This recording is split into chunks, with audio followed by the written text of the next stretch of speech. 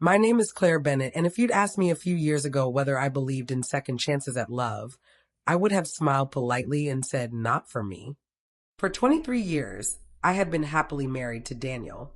He was my college sweetheart, the father of my daughter Emma, and the person I thought I'd grow old with. But life had other plans.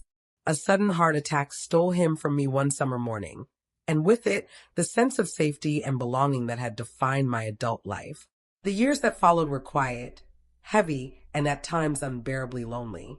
I went through the motions, teaching at the elementary school, attending Emma's milestones, sharing dinners with friends, but a part of me was shut down.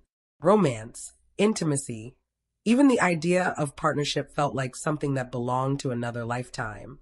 I had convinced myself I was done with that part of my life. And then, on an ordinary Thursday, everything began to shift. It was late afternoon, and the sky over Willow Creek was heavy with rain. I had stopped at a small coffee shop called Hazel's Haven. It wasn't fancy, but it was warm and smelled of cinnamon and roasted beans. I liked sitting in the corner by the big window, watching the raindrops race each other down the glass while I read. That day, I was halfway through a well-worn copy of To Kill a Mockingbird when a man's voice interrupted my thoughts. "Excuse me, is this seat taken?" I looked up. Standing there was someone I didn't recognize. He was tall, with sandy brown hair flecked with gray at the temples, a neatly pressed button-down shirt, and eyes the color of the storm outside, blue-gray and steady. "No, go ahead," I said, gesturing to the empty chair. "Thanks," he replied with an easy smile, setting down his cup. At first, we were just two strangers sharing a table. But then he asked about the book in my hands, and soon, a conversation unfolded. "My name's Michael," he said, extending his hand. "Claire," I replied. His handshake was firm but warm, the kind that lingered just long enough to feel genuine. He told me he had recently moved to Willow Creek to take a position at the university teaching history. We talked about books, travel, the quirks of small-town life. Hours slipped by unnoticed. When I finally glanced at my watch, I was startled to see it was nearly evening. "I should get going," I said reluctantly. "Me too," Michael agreed. He smiled again, and it struck me how comfortable I felt, as if I had known him far longer than an afternoon. Over the next few weeks, I saw him again. Sometimes at the coffee shop, sometimes in the aisles of the local bookstore. Eventually, he asked if I'd like to have dinner. I hesitated at first. My heart wasn't ready, or so I thought. But something about Michael felt safe, patient. So I said yes. That dinner turned into many more. He had a way of listening that made me feel heard in a way I hadn't in years. He didn't shy away when I spoke about Daniel, about grief, about the fear of moving on. Instead, he honored it.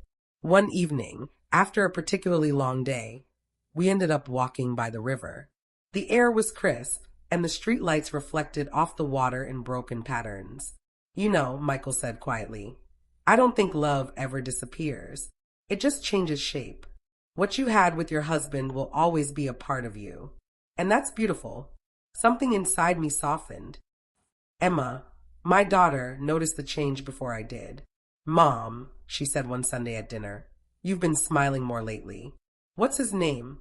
I nearly choked on my food. "What makes you think there's a him?" "Because I know you, and I haven't seen you this light in years." I laughed, shaking my head. "His name is Michael. But it's early."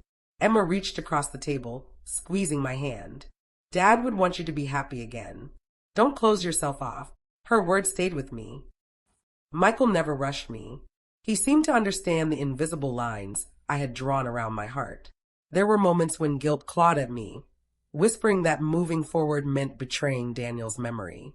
But Michael, without even knowing it, reminded me that love isn't about replacing, it's about expanding. The moment it truly crystallized for me came one night after dinner. Michael walked me to my car, the cool evening breeze swirling around us. "Thank you," I said softly. "For what?" "For being patient. For not expecting too much." He looked at me, his eyes steady. "Claire, I don't need you to rush. I just want to be here if you'll let me." Tears pricked at my eyes. It was the gentlest promise, and yet it held the weight of something real. That night, I lay awake, realizing for the first time that my heart wasn't betraying Daniel by opening to Michael. Instead, it was honoring the love I once had by allowing me to live fully again. Months passed. Our bond deepened, built on shared laughter, quiet walks, endless conversations. Michael met Emma, who quickly warmed to him. My friends noticed the light back in my eyes.